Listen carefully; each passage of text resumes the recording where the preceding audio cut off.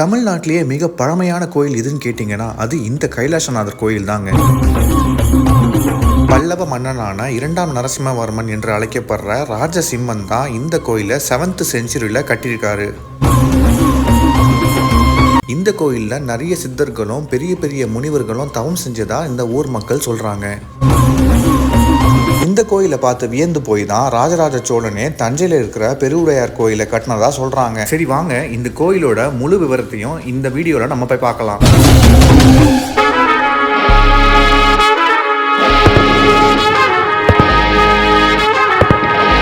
Hello guys, welcome back to the channel. இன்றைக்கி ஒரு ஒண்டர்ஃபுல்லான டே இன் Kanchipuram. So காஞ்சிபுரத்தில் எங்கே வந்திருக்கோம் பார்த்தீங்கன்னா ஸ்ரீ கைலாசநாதர் டெம்பிள். என் பேக் சைடில் இருக்குது பாருங்கள். இதுதான் வந்து தமிழ்நாட்டிலே மிக மிக பழமையான கோயில் இது. ஸோ இங்கே தான் வந்திருக்கோம். இப்போ யாராக வந்திருக்கோம் பார்த்தீங்கன்னா இங்கே பாருங்கள், எங்கள் அப்பா, அம்மா, ரித்தி, சங்கரி அண்ட் ராம். ஸோ எல்லோரும் வந்திருக்கோம். ஸோ இந்த வீடியோவில் இந்த கோயிலை பற்றி நீங்கள் பார்க்க போகிறீங்க. ஸோ சேனலுக்கு நியூ வந்தீங்கன்னா மறக்காம சேனல் சப்ஸ்கிரைப் பண்ணிக்கோங்க. வாங்க வீடியோவில் போகலாம். தமிழ்நாட்டிலேயே மிக பழமையான கோயிலாக இந்த கோயில் கருதப்படுது. இந்த கோயிலை இந்திய தொல்லியல் துறை தான் வந்து பராமரிச்சுட்டு வராங்க. கோயில் உள்ள நுழைந்ததுமே இந்த கல்வெட்டை நீங்கள் பார்க்கலாம். இந்த கல்வெட்டில் இங்கிலீஷ், தமிழ் அண்ட் ஹிந்தி இந்த 3 லாங்குவேஜ்லையுமே இந்த கோயிலை பற்றின டீட்டெயில்ஸ் போட்டிருக்காங்க. உள்ளே போகிறதுக்கு முன்னாடி வெளியே ஒரு நந்தி மண்டபம் இருக்குது. அதையும் பார்த்துட்டு உள்ளே போயிடலாம். இந்த நந்தி மண்டபம் 4 தூண்களால் அமைச்சிருக்காங்க. நந்தியை பார்க்க மிக பிரம்மாண்டமாக இருக்கு. இந்த பில்லர்ஸ் எல்லாமே பல்லவ காலத்தில் கட்டப்பட்டதுனால சிங்க வடிவமாக செஞ்சிருக்காங்க.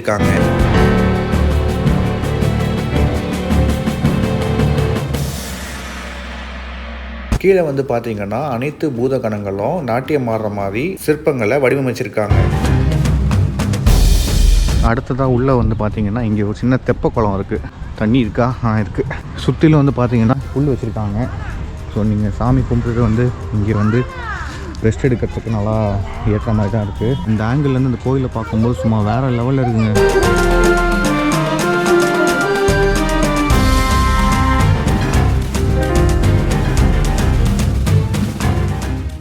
காஞ்சிபுரத்திலே மிக பழமையான கோபுரம் எதுன்னு கேட்டிங்கன்னா அது இந்த கோபுரம் தான். இந்த கோபுரத்தை துவாரசாலைன்னு சொல்கிறாங்க. இந்த கோயிலை சுற்றி 58 துணை ஆலயங்களும் இதுக்கு தனித்தனியாக சின்ன சின்ன கோபுரமும் இருக்குங்க.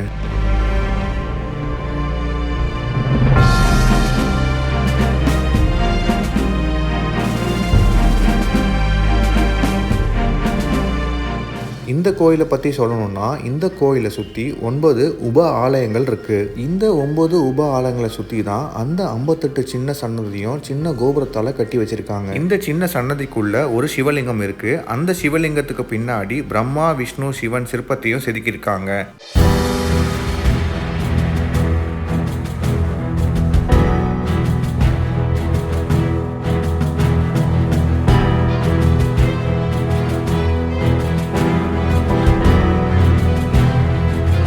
சரி வாங்க கோயில் உள்ளே போய் வேறு என்னெல்லாம் இருக்குன்னு நான் உங்களுக்கு காமிக்கிறேன். உள்ளே போன உடனே ஒரு சின்ன கோயில் மாதிரி கட்டியிருப்பாங்க.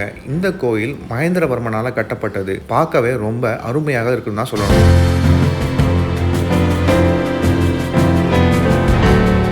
இந்த சிற்பத்தை பார்த்தா உங்களுக்கு யாருன்னு தெரியுதா? ஆமாங்க, இவர் தான் அகத்திய மாமுனி. இந்த சிலை இருக்கிறதுனால கண்டிப்பாக இங்கே சித்தர்கள் இங்கே வழிபட்டதா சொல்கிறாங்க. இந்த சின்ன கோயிலோட துவார பாலகர்களை பார்த்தா பிரம்மாண்டமாக காட்சியளிக்கிறாங்க.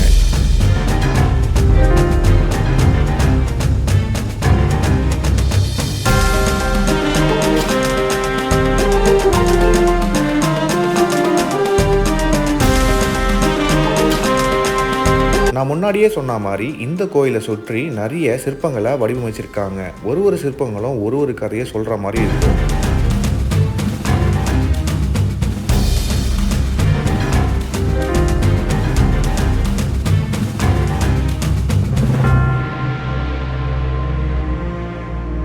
இந்த சிற்பங்கள் என்னதான் சேதமடைஞ்சிருந்தாலும் அந்த காலத்திலே பண்ண பெயிண்டிங்ஸை பாருங்கள், இன்னமும் நல்லாவே நம்மளால் பார்க்க முடியுது. இந்த மாதிரி இங்கே உள்ள 58 சின்ன சன்னதிகளும் பெயிண்டால் பெயிண்ட் பண்ணியிருப்பாங்க. நாளாக கொஞ்சம் கொஞ்சமாக அழிஞ்சு கொண்டே தான் வருது.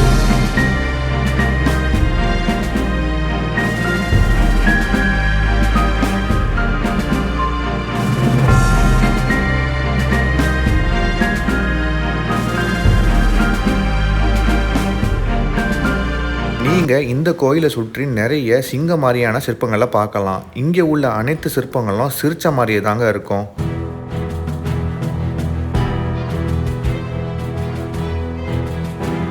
இங்குள்ள ஒரு சன்னதி பின்னாடியும் இந்த மாதிரியான சின்ன குகை மாதிரி இருக்கும். இந்த குகை எதற்காகனா அந்த காலத்தில் பெரிய பெரிய முனிவர்களும் சரி சித்தர்களும் சரி இங்கே தான் வந்து தவம் பண்ணதா இந்த ஊர் மக்கள் நம்புகிறாங்க.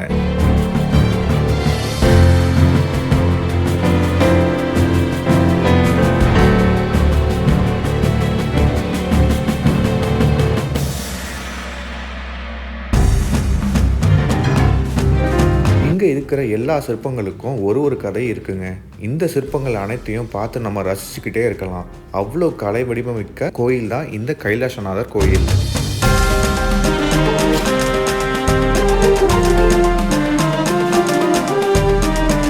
மக்கள் நிறைய பேர் இங்கே இருக்கிற குகைக்குள்ள அந்த காலத்தில் ராஜாக்கள் வச்சிருந்த விலைமதிப்பற்ற பொருட்களை மறைச்சி வச்சிருந்ததாகவும் இங்கே இருக்கிற ரகசிய வழியை அந்த காலத்தில் ராஜாக்கள் அவசர காலத்தில் பயன்படுத்தியதாகவும் சொல்கிறாங்க.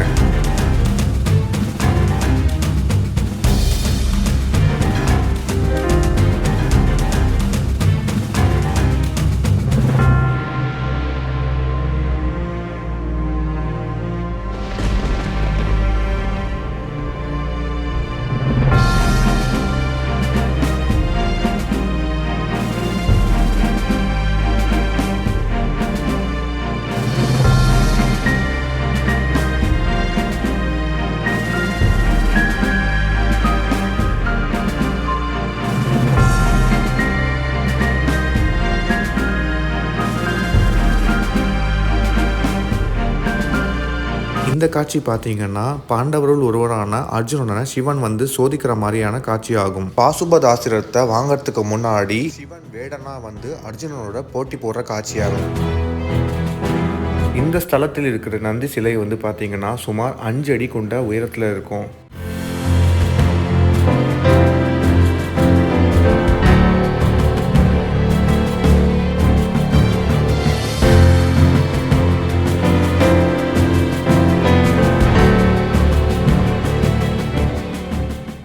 நான் ஏற்கனவே சொன்ன மாதிரி இங்கே இருக்கிற அனைத்து சிலைகளும் சிற்பங்களும் பார்த்தீங்கன்னா சிரிச்சா மாதிரியே தாங்க காட்சியளிக்கும். அதை நீங்களே பாருங்கள்.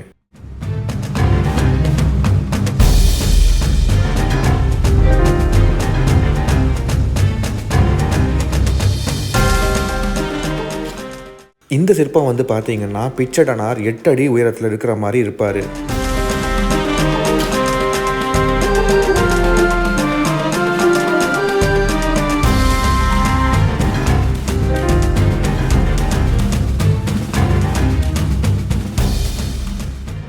சில சிலைகளும் சிற்பங்களும் ரொம்பவே மோசமாக சிதிலமடைஞ்சிருக்கிறத நம்ம பார்க்கலாம்.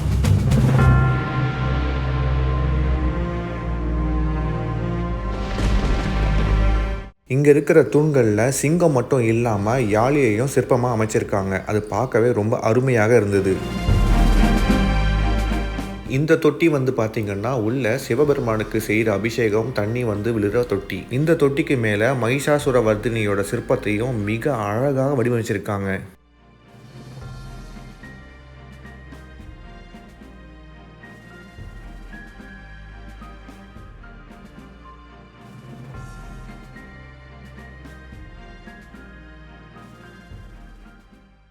நான் ஏற்கனவே சொல்லியிருந்தேன் இந்த கோயிலில் மொத்தம் 9 உப ஆலயங்கள் இருக்குன்னு. அந்த 9 உப ஆலயங்களில் இது ஒரு உப ஆலயம். இதில் சிவபெருமான் சுஹாசனம் என்னும் ஒரு ஆசனத்தில் நமக்கு காட்சி அளிக்கிறதுனால சுஹாசன மூர்த்தி என்று அழைக்கப்படுறார்.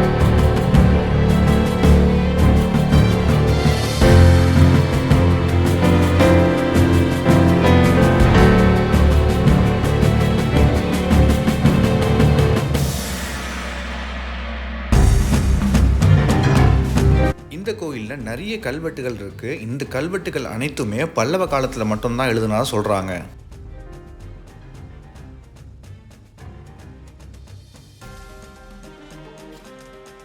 இந்த கோயில் முழுக்க சிற்ப கலைகளுக்கும் பெயிண்டிங்ஸ்க்கும் பேர் போனதுன்னு நான் சொல்லுவேன்.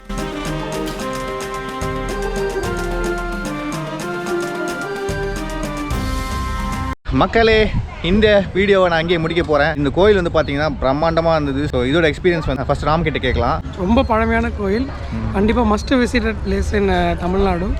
நம்ம காரக்கா மிஸ் பண்ணாமல் கண்டிப்பாக விசிட் பண்ணுங்கள். ஸோ நிறைய ஃபாரினர்ஸும் இங்கே வராங்க, அட்ராக்ட் பண்ணுற மாதிரி இருக்குது. டூரிஸ்ட் பிளேஸ் தான். வெல் மெயின்டெனன்ஸ், டாய்லெட்லாம் ஃபெசிலிட்டி, பார்க்கிங் எல்லாமே இருக்குது. பார்க்கிங் ஏரியா, பார்க் எல்லாமே இருக்குது. கண்டிப்பாக மஸ்ட் விசிட் பண்ணலாம். அடுத்ததா சங்கரி. கோயில் சூப்பராக இருந்துச்சு. இதுதான் நான் ஃபஸ்ட்டு டைம் விசிட் பண்ணுறேன். இங்கே இருக்கிற ஒவ்வொரு சிற்பங்களும் சூப்பராக செதுக்கியிருக்காங்க. அந்த காலத்து பழமையான கோயில்னா மஸ்ட் விசிட் பிளேஸுங்க. உனக்கு தெரியுமா, ஃபஸ்ட்டு தமிழ்நாட்டிலேயே பழமையான கோயில்னா இதுதான். நம்ம தஞ்சாவூரில் பெருவுடையார் கோயில் இருக்குல்ல, அந்த கோயிலுக்கு முன்னாடி இந்த கோயில் கட்டப்பட்டது. அப்போ அது பார்த்தாலே தெரியுது. நீங்கள் வந்து பாருங்கள், உங்களுக்கே இந்த இடம் ரொம்ப பிடிக்கும். நாங்கள் எப்போயோ வந்துட்டோம், ரொம்ப நேரம் ஸ்பெண்ட் பண்ணியிருக்கோம். இப்போ தான் நாங்கள் கிளம்ப போகிறோம். ஃபேமிலியாக வந்தது ரொம்ப சந்தோஷமாக இருந்தது. எங்கள் அம்மாவோட எக்ஸ்பீரியன்ஸ் ஷேர் பண்ண போகிறாங்க. இந்த கோயில் கைலாசநாதர் கோயில் வந்து கண்டிப்பாக எல்லாரும் வந்து பார்க்க வேண்டிய ஒரு முக்கியமான ஒரு கோயில். வந்து சிவன் வந்து 16 முகத்தில் இருக்கார். ரொம்ப பழமையான கோயில். நான் இதுவரை இந்த கோயிலுக்கு வந்ததில்லை, பார்த்ததும் இல்லை. சூப்பராக இருந்தது. இங்கே உள்ள குருக்களுக்கும் இங்கே உள்ள வேலை செய்கிற ஆட்களுக்கும் வந்து சம்பளம் எதுவும் கவர்மெண்ட் கொடுக்கறது இல்லையா.